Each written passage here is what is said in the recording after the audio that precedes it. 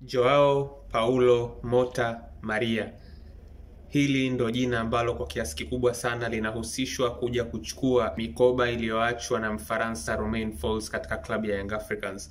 Huyu ni mwalimu ambaye ana uzoefu wa kufundisha sehemu tofauti duniani. Amefundisha takriban mabara 4 tofauti. Amefundisha kwenye bara la Amerika Kusini kwenye nchi ya Brazil, amefundisha katika bara la Afrika kwenye nchi 2, Sudani pamoja na Kongo, amefundisha katika bara la Asia kwenye nchi ya Oman, UAE pamoja na Uzbekistan, lakini pia amefundisha katika bara la Ulaya kwenye nchi yake mama ya Ureno. Sasa baada ya kuwa nimezungumzia uzoefu wake, nataka tuangalie uwezo wake kama kocha na sifa zake kama kocha.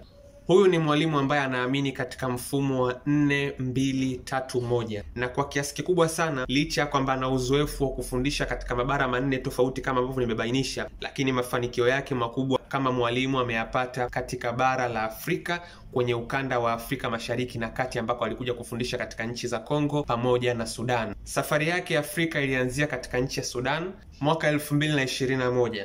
Alijiunga na klabu ya Al Hilal Omdurman na alifanikiwa kutoa mataji 2 ya ligi kuu ya Sudan back to back, lakini pia alitoa kombe la ndani la Sudan pia akiwa na Al Hilal Omdurman. Mara baada ya kumalizana na Al Hilal Omdurman, akavuka boda akaelekea kwenye nchi ya Kongo, DRC Kongo, ambako alikwenda kuchukua mikoba ya kufundisha klabu ya DC Motema Pembe, na kwenye msimu wake wa kwanza akawapa taji la Coupe de Congo. Kwa hiyo huo ndio wasifu wa mwalimu huyu wa Kireno ambaye anahusishwa kwa kiasi kikubwa sana kuja kufanya kazi katika klabu ya Young Africans. Ni mwalimu ambaye pia amebahatika kufundisha wachezaji ambao kwa kiasi kikubwa sana wamefanya vizuri katika bara la Afrika, lakini pia wengine hivi sasa ulaji wao huko Ulaya. Mchezaji mmoja ambaye anaweza kuwa maarufu miongoni mwa watu wengi ni Maccabi Lepo, winga wa zamani wa Al Hilal, lakini mchezaji mwingine hivi sasa malisho yake yako katika bara la Ulaya kwenye nchi ya Romania kwenye klabu ya Steaua Bucuresti, Mamadou Thiam.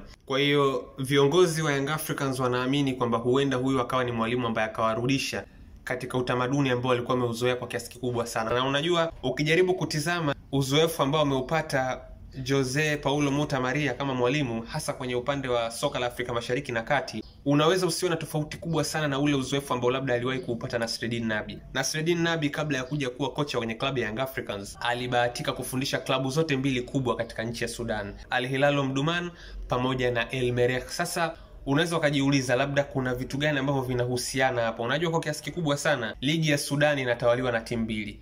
Ukijaribu kutizama mazingira yetu sisi pia hapa Tanzania, klabu ambazo zinawania taji kwa kiasi kikubwa sana kwenye nchi yetu ni 2 tu, Simba na Yanga. Kwa hiyo kuna namna ambavyo mwalimu anapokuwa amepita katika mfumo wa ligi ambao unahusisha timu ambazo ni 2, yani mafarasi wanakuwa ni 2, kwa kiasi kikubwa sana mwalimu anakuwa anajua ni kwa namna gani ambavyo anapaswa kukiandaa kikosi kwa ajili ya kwenda kushindana na mpinzani mmoja mkubwa kikamilifu kwenye sehemu yote ya msimu. Kwa hiyo hiyo ndiyo taarifa ambayo kwa kiasi kikubwa hivi sasa inaendelea mtandaoni kuhusu Young Africans na mwalimu Mreno Jose Paulo Mota Maria.